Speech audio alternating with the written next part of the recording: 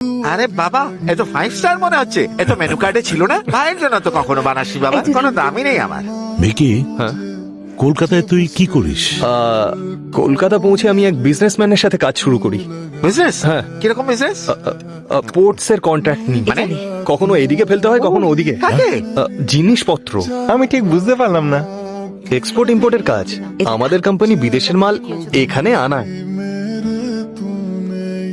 আর এখানকার মাল আমরা সুরক্ষিতভাবে বিদেশে পাঠিয়ে দিই, ব্যাস। তোর কাজে কোনো রিস্ক নেই তো? আমি কাজে কোনো রিস্ক নিই না। আমার কাজ পুরো লিগ্যাল আর সেফ। উপরওয়ালা যেমন চালাচ্ছেন আমি চলছি, ব্যাস। আর বাবা, মাস গেলে মাইনে কত পাস তুই? এই ধরো ৭৫,০০০। মাত্র?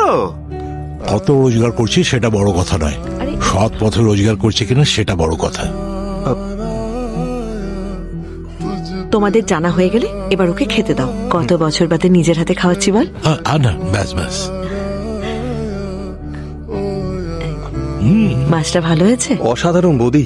এই রান্না খেয়ে ছোটবেলার কথা মনে পড়ে গেল। আমার বউয়ের হাতের রান্না যে খায় সে আঙুল চাটতে থাকে। বৌদির এই গুণটা শুধু ঘরেই সীমিত থাকবে কেন? আমি তো বলছি ইউটিউব চ্যানেল শুরু করে দাও। কি বলছিস? ইউটিউবে অনলাইন ফুড অ্যাপে একবার দিয়ে দেখ, কত কামাই হবে দেখিস। আরে এসব কি বলছো?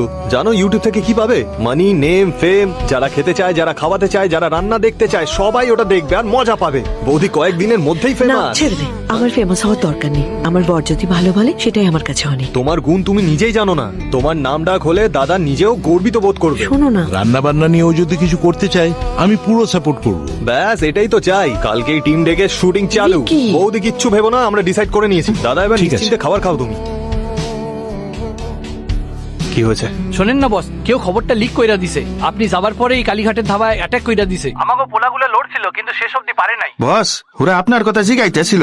ভয় লাগতাছে ওরা ওখানে না চলে যায়। এই এরকম কোনো কিছু হলে কিন্তু আমার ফ্যামিলি প্রবলেমে পড়ে যাবে। সে তো জানি বস, আপনারা সাবধানে থাকতে হইব। হ বস।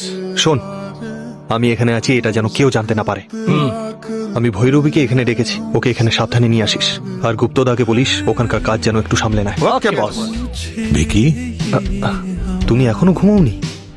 না রে, তোর সাথে কথা বলতে ইচ্ছা করলো। কতদিন বাদে তুই ফিরলি, আজ তাই মনটা একটু হালকা লাগছে রে। সেদিন রাগের মাথায় তোকে অনেক কিছু বলে দিয়েছিলাম, পারলে ক্ষমা করিস। দাদা কি বলছো তুমি? তোর রাগ দেখে ভয় পেয়েছিলাম রে, যেন রাগের মাথায় তুই কোনো ভুল কাজ না করে বসিস। কিন্তু আজকে তোর মধ্যে আমি অন্য ভিকি দেখতে পেলাম। তুই আগের থেকে অনেক বদলে গেছিস, আর আমি এটাই তো চেয়েছিলাম। কংগ্রাচুলেশনস দাদা। তুমি যেই আনন্দ হোটেল শুরু করেছিলে সেটা এখন চেন অফ হোটেলস হয়ে গেছে। সরকার তোমাকে সম্মানিত করেছে, তোমার কোম্পানিকে ফুড লাইসেন্স দেওয়ার অথরিটি দিয়েছে, তাই না? জাহ্নবী আমায় অনেক কিছু বলেছে। মানে কি বলেছে ও? অনেক কিছু বলেছে। কেন, কিছু বলতে ভুলে গেছে? না না, সেরকম কিছু না। তুই নিশ্চয়ই ক্লান্ত, যা শুয়ে পড়। Good night. Good night. আজও দাদার মনে কোনো প্যাঁচ নেই, কিন্তু আমার ব্যাপারে জানতে পারলে তখন